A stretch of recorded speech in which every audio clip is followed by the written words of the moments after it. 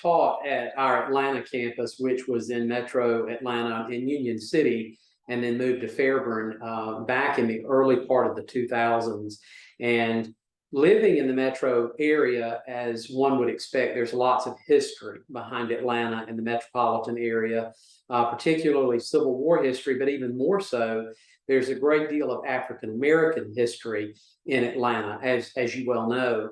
One of the things that I had been doing was exploring Oakland Cemetery and some of those historic sites where there are notable African Americans buried. And also, Oakland Cemetery is very close to the old Fourth Ward in Atlanta, where a lot of these murders took place. And I ran across Rebecca Ann Burns's book on Rage in the Gate City, the Atlanta race riots of 1906. And I began to use that as a source in one of the courses that I taught when we focused and drove down into race relations in the early part of the 20th century in the South. I use that as sort of a microcosm, a little deeper look at the emerging, capital of the New South, as they called it at that time, and how race relations were. And as I did that, one of my students said, well, after class, he brought me an article, and he said, this isn't the race riots of 1906, but they're around the corner from it. And he said, this is a series of murders, and I hear you talk about not only history, but the history of crime and criminal activity. And I know that you kind of have a fascination with that and its greater impact on society. He said, you may be interested in this. And it was about the Atlanta Ripper murders. And I was hooked. I had never heard of it. There was just that one article that I had read, and it was the one the student gave me. So I began to look, and as you just mentioned, there was very little material out there on it. But there were a lot of primary source documents in the Atlanta papers of the day that described the murders and the murder spree, some of the arrests, some of the places where these murders took place. So I began to investigate and was very enthralled with the fact that we had a serial killing episode, or what they thought was, here in Atlanta in the early 1900s. Most people are familiar with Wayne Williams and the Atlanta child murders. And indeed, I got asked a lot of questions after the book came out, and people asked me, what was that about? Is that about Wayne Williams? And I said, absolutely not. It predates Wayne Williams by about 65 years. As I began to go out, the history press said, if you can get us some photographs.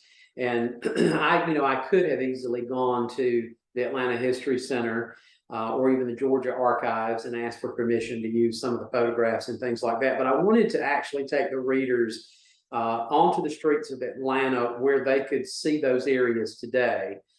It's very different than it was, but in some respects, there still are some similarities.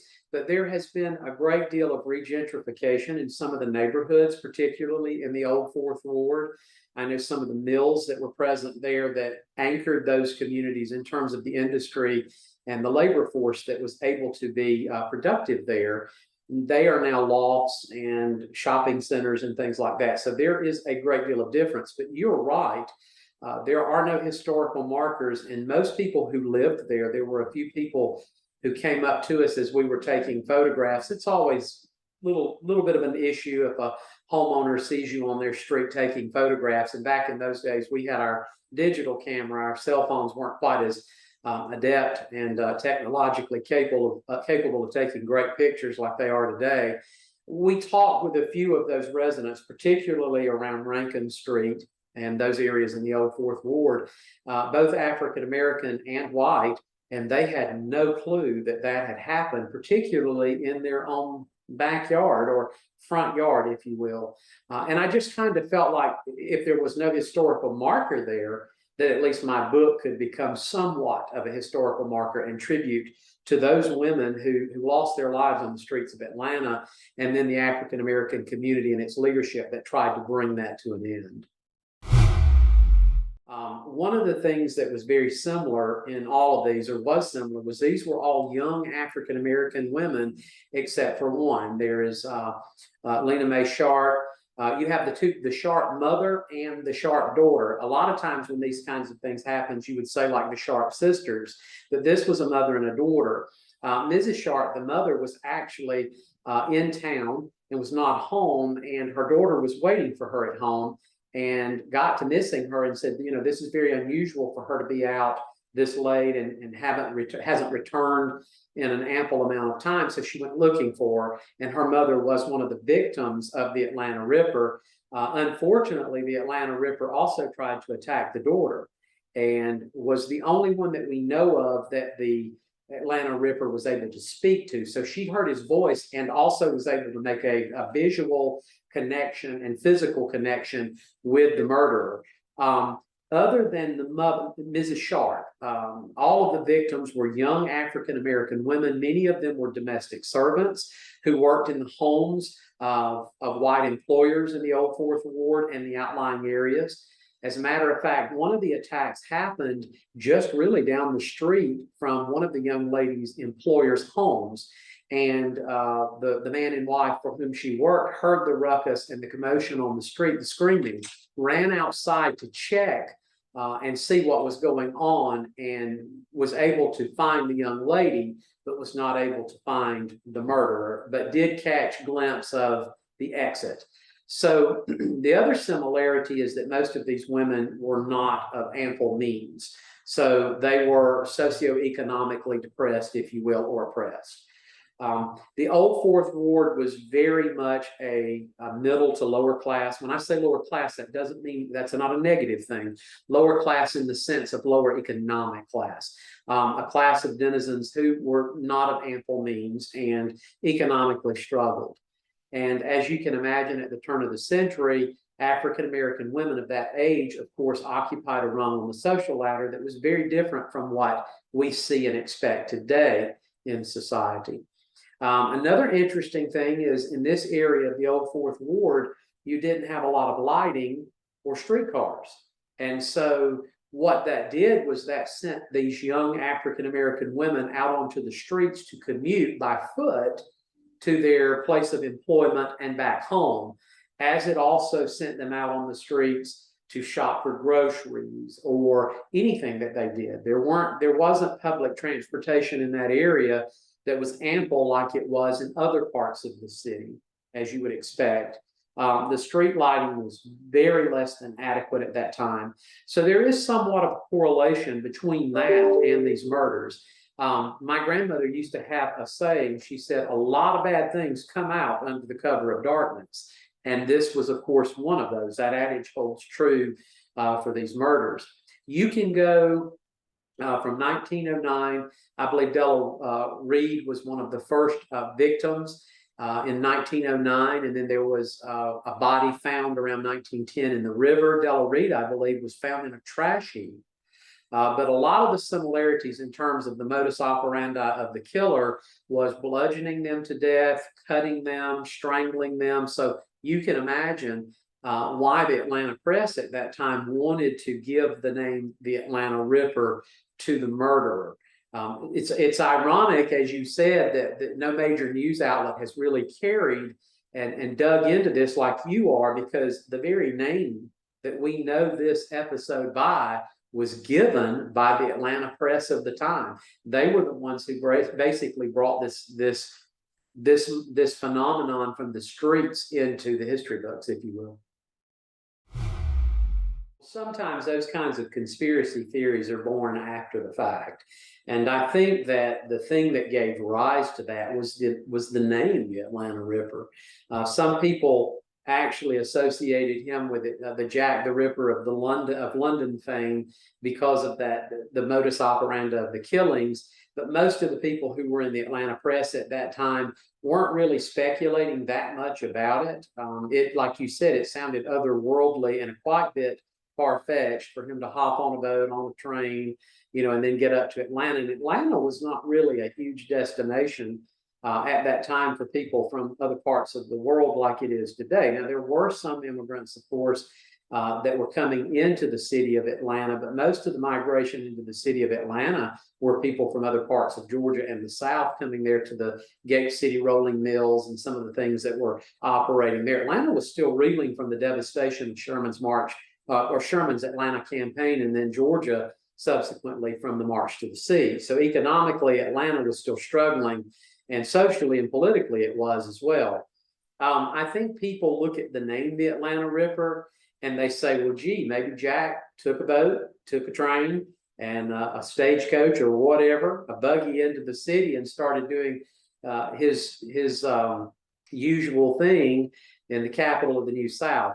There's absolutely no merit to that. Number one, he would have been a pretty old guy by that time. And I've certainly never tried to commit a murder at all or an attack, but I can tell you from the criminal justice professors and experts that I have working for me here at Georgia Military College in our global online college, they tell me that it takes some strength to do the things that both Jack the Ripper and the Atlanta Ripper did. And so you can't be a weakling, and it's very hard for someone who would have been Jack's age to try to carry that off, especially attacking young women. Even though they were younger and females, their youth would have given them a certain amount of strength that they could have fought back. It would have been easier to overcome an elderly attacker. The other thing is he would have had to have changed colors. And I've been alive 48 years, and I've never known anybody who was able to pull that off. He was every single eyewitness. Miss Sharp identified him as a tall, slender black man. And Jack the Ripper, as far as we know, was a white man. Of course, we can't prove that. But for all intents and purposes, statistics and logic would tell us in Atlanta at that time, in London at that time, in the West End, in the Whitechapel district, it would have almost had to have been a white serial killer. A black murderer or attacker would have stood out, if you will, like a sore thumb, and would have been very noticeable. So I think the conspiracy theorists, and they're fun to read. And isn't it interesting to imagine that Jack could have done that? But if I had $100 and was a betting man, I would bet $0, not 1 red cent on that theory, because it's just, there's no evidence, it's not plausible. Other theories say that it was Jim Conley who was supposedly involved with the Mary Fagan murder, that Jim Conley was the Atlanta Ripper. That pretty much has been proven to be untrue. However, Jim Conley there was some logic behind that accusation. There was a bit of racism behind it too, but there was some logic. He at least was a tall, slender African-American man living in Atlanta at the time. So as far as Jack from London making a trip over to Atlanta to enjoy the sights, not happening. In all the newspaper accounts, you can see it as it comes in. One of the things we do have to understand up front is the Atlanta press didn't give a lot of attention to this in the early days of the murders, but as they began to move forward into 1911 and 1912, as they happened more and more, it became a killing spree.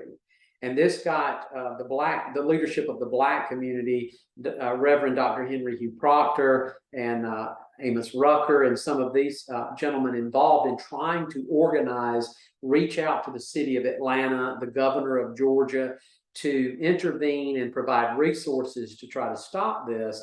Then the Atlanta press begins to pick up on it a little bit more. They could not ignore it.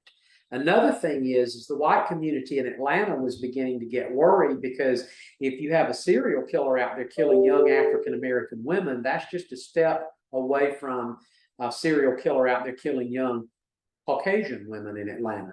And they were killing, whoever was doing this was killing domestic servants that were serving some of the more upper middle class and wealthier white families in Atlanta. Another thing that got the press's attention was there was a ring of jewel thieves that was going on. There was some jewelry theft going on in the city, so there was a ring of jewel thieves in the city at the same time too. And when that jewelry began to go missing, the Atlanta press began to say, we have a crime problem in Atlanta. We have these murders, we have these jewel thieves, maybe they're working together, who knows? Then the Atlanta press begins to push really heavily in that direction in highlighting those murders. Now, when Mary Fagan was killed in April of 1913, especially when a Jewish man was fingered, if you will, and pointed out as the potential murderer, that began to take off, and that was sensationalism. That was a big story, and as you said, it made it across the Great Pond. It was reported in Europe. It was picked up on by papers all across the country, especially the political episode and legal episode that ensued. Here in Milledgeville, the building that I'm sitting in, if the trees and buildings weren't in front of me, I could see the old lot where the Georgia State or the Georgia prison was here in Milledgeville, where Leo Frank was captured from by the mob, angry mob, and taken back to Atlanta and hanged. That captured not only the press of Atlanta's attention, it captured the nationwide press's attention. It captured the attention of Atlanta leadership, of Georgia's leadership. There was also something going on in Atlanta at that time, basically called the New South movement. And it came about as a product of the Bourbon Triumvirate and some of the leadership in Georgia, Henry Woodfin Grady, Governor Brown, some of those guys, they were all involved in trying to market the South as, we don't have these race problems anymore. We want Northern money. We want people to understand that they can invest in the South. This is not this crazy part of the country that's going to go dragging the nation into war anymore or enslaving other human beings. We're going to live peacefully down here. So the last thing Southerners needed was a race riot in 1906, a spree of serial killings in 1909 to 1914, 1915, and then the lynching of Leo Frank. So even the detractors, the South's detractors at that time began to focus on these episodes, particularly Leo Frank. And what everyone has to understand was as that trial began to move forward and the press coverage began to move forward about Leo Frank, Mary Fagan, Jim Conley, it became more about the lynching of a Jewish man than it did the murder of a preteen, a young girl, which both episodes were absolutely disastrous and horrible. But the South itself was reeling at that time. We have the lynching of a Jewish man who could have been a murderer. There are some scholars out there, some evidence has surfaced, some scholarship has surfaced to indicate that Leo Frank may have been more involved than we thought he was. That he could have known more than we thought he knew. Doesn't excuse what happened to him, nonetheless. But those are the things that began to take flight in the Atlanta press and in the Georgia press and national press. Now, what happened as a result of that to the Atlanta Ripper murders and these young women who were basically slaughtered on the streets of Atlanta? They were forgotten. Scant evidence. There was scant evidence to link the gentleman who was convicted of the murder, the fellow that was convicted of the murder. There was scant evidence. There was a lot of evidence that he committed the murder that he was convicted of. There was scant evidence that the murders were linked and that he might have been responsible for others, but he was never pinpointed for those murders.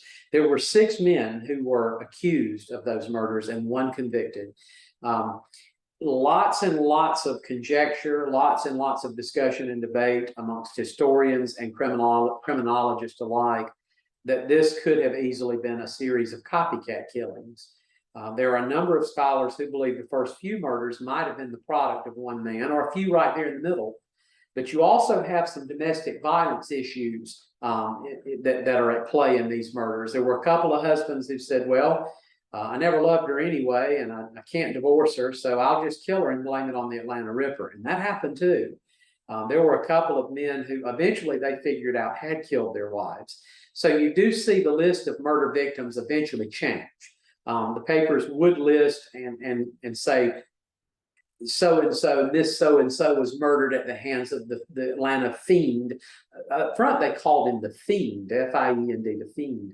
And then he became known as the Atlanta Ripper. There were some accusations or some events that were attributed to what would become the Atlanta Ripper that ended up not being the work of the Atlanta Ripper and ended up being the work of disgruntled husbands and boyfriends.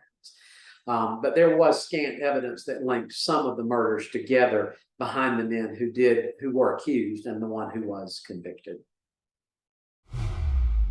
Well, when we look at moments in time, we have to glean lessons from them. And the biggest lesson I think that we glean from this is that every single life is important. And these young women, their lives were just as important as my life is today. Unfortunately, they lived at a time where not everyone believed that, and the attitude on the streets that prevailed was really anything but that. We also have to make sure that we pay enough attention when these kinds of things happen and devote enough resources to trying to not only solve them, but stop them because of the fleeting nature of life and how precious life really is.